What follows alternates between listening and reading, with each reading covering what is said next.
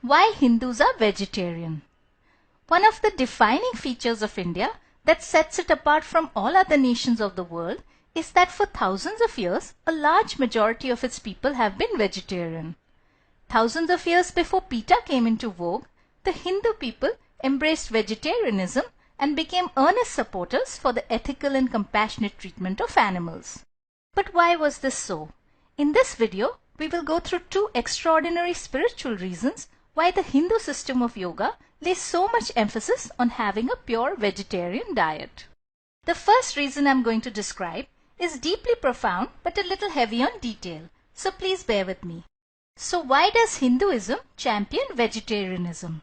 Reason number one. The Hindu religion, as we know, has its firm roots in Vedanta philosophy. The singular aim of Vedanta philosophy is to place before a person a practical path following which they can come to realize their true self, whereby they can actually experience for themselves that they are not a perishable body, but that they are the Atma or soul, pure, infinite, eternal, that has never been born and which will never die. What's more, since the soul itself is an indivisible part of the infinite ocean of consciousness called God, therefore, realizing the soul is actually the same as realizing God himself.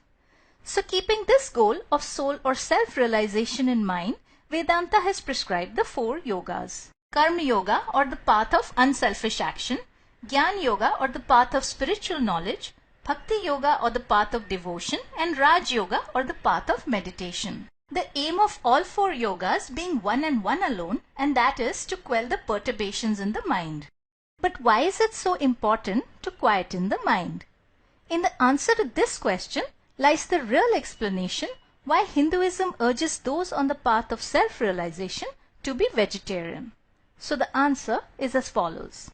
According to Vedanta philosophy, each of us is a composite of three things: an immortal Atma or soul encased in the successive coverings of mind and body. For more on this, see this video. Now the only way to directly experience our Atma or soul, revealed the rishis of Vedanta, is by controlling the mind.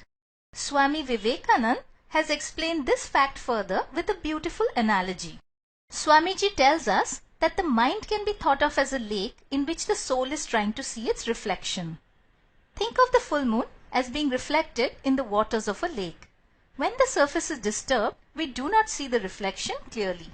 In the same way, when the lake of our mind is agitated by waves of thoughts, fears, desires and attachments, then the mental lake becomes clouded and the soul cannot see its reflection clearly.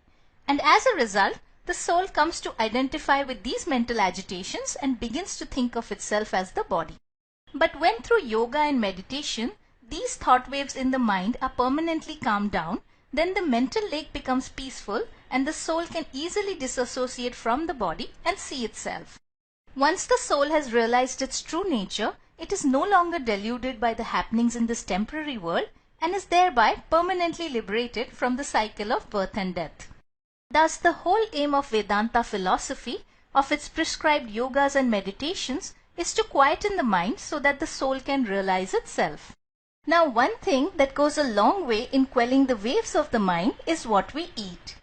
Common observation tells us that the food we eat affects not just the body but also impacts the mind. Take for example a person who has consumed a large amount of alcohol. Such a person's thoughts are greatly incoherent and their mind is no longer under their control. Similarly, after consuming too much caffeine, a person starts feeling unsettled and jittery. Spicy and sugary foods too rouse desires, because of which we end up craving for more. Thus, each type of food we eat ends up either immediately or in the long run producing a certain effect or change in our mind. This holds true for animal foods such as meat, fish and eggs as well. As Swami Chinmayananda has explained, non-vegetarian food is laced with many toxins that create agitations and disturbances in the mind. A simple look at nature highlights this point. We notice that elephants and cows that live on grass are quiet and peaceful, whereas tigers and other carnivorous animals that live on meat are turbulent and ferocious. Because animal food rouses passions and makes the mind restless, therefore a person who consumes non-vegetarian food will experience great difficulty in steadying the mind during meditation, work, study or worship. Their thoughts will wander to and fro, and he or she will have to exert a significant amount of willpower to make them stop and force the mind to concentrate. Those who have not cultivated such a strong willpower will find progress on the spiritual path extremely challenging. Therefore, with the aim of easing this difficulty, the rishis of India have advocated a pure vegetarian diet and complete abstinence from meat, alcohol, drugs, excessively spicy or sweet foods, along with items such as onions and garlic. Such a controlled diet is called a sattvic diet because it promotes the development of the quality of sattva, meaning purity, peace and calmness in the mind. By eating the right kind of sattvic food, a person on the path of self-realization can save tremendous time, energy and effort and hasten the process of bringing their mind under total control. So this is the first reason why Hinduism promotes vegetarianism. The goal is to make self, soul or God realization or samadhi easier to attain. A second equally profound reason has been offered by Swami Abhedanand, who was a direct disciple of Sri Ramakrishna just like Swami Vivekanand was. A Hindu, Swami Abhedanand has explained, is a vegetarian from the standpoint of love. Love means an expression of oneness. When we look upon another living being as an extension of our very own self, that is the only time when we truly love. Only then do we fully identify with their sufferings and therefore confer upon them the same or even greater rights, freedoms and privileges than we enjoy for ourselves. So Hindus love animals because they look upon them as an extension of their very own self. But how can this be? How can a cow or a deer be an extension of a human being? Let us see this next. In India, starting from the age of the Vedas many thousands of years ago, up until our present times, there have arisen many great sages who have consistently and repeatedly verified, based on their own meditative experiences in the superconscious states of samadhi, that the entire universe actually originates from one unifying and non-material substrate of consciousness, which the Vedas call as Brahman or God or the Absolute. As Swami Vivekanand has explained, in this ocean of consciousness, each of our individual Atma or soul can be thought of as a wave. Behind every human, animal, plant, even atoms of matter is a wave, a little bit of conscious intelligence or soul working. In matter, this consciousness is deeply veiled or dormant, whereas as we move up the evolutionary chain from plants, animals to humans, more and more of the underlying soul's intelligence and consciousness is being expressed. Next, and here comes the really amazing part, if we think about it, each wave is actually the whole ocean itself. This is because there is no way to demarcate where the waters of a soul wave end and those of the ocean of God begin. In other words, there is no boundary that confines my soul to a particular region. In fact, my soul continues like an endless ocean and forms the souls of all other human beings and even animals.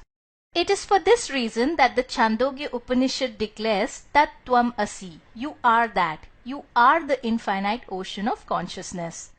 It is you yourself, your very own soul, that is present in another human being, in the animal, in the plant, in matter, in sun, moon and stars.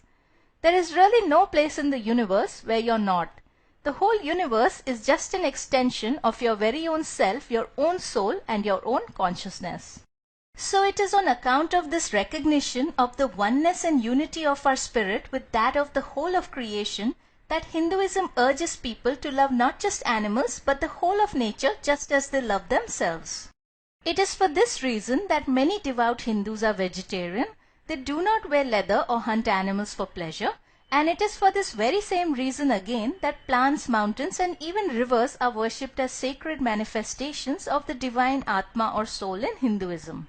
Now, one point to consider before we end is that in the normal course of things we are certainly not aware of the truth that it is our own consciousness or soul which is present in our neighbor, in the stray dog walking in the streets or in the plant growing in our balcony. As a matter of fact, we always feel quite separate and distinct from everything else around us. This is because our consciousness is still restricted to a small range, since we are operating under the limitations of Maya, meaning space, time and causation. It is only when these bounds of Maya are transcended, as is done during self-realization or samadhi, that the experience of the oneness and unity of our individual consciousness with that of the whole of creation comes. This brings us to the end of our presentation. If you have further questions in your heart surrounding God, soul, consciousness, life or death, then here are some great articles on the website for reading. Thanks for watching, and I shall see you in the next video.